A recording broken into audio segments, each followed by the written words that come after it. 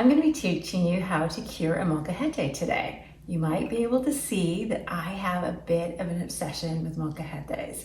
It's part of my story. This is the original of our families. This is my abuelita's that she walked across the border and between California and Mexico with her over 100 years ago, and I have it. And I use it all the time, primarily to make salsas and grind garlic. It smells so much like garlic, which is fantastic. And I use this one for my warm dishes, for my queso fundidos, and my camarones con tequila, and other dishes that I make. And this is our new one, the newest member to the family, the Molcajete family, or Mole Mama.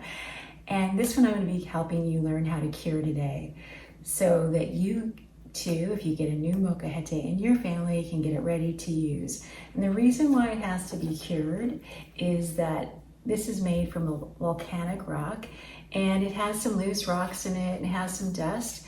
And so we're going to be curing it so that you can use it.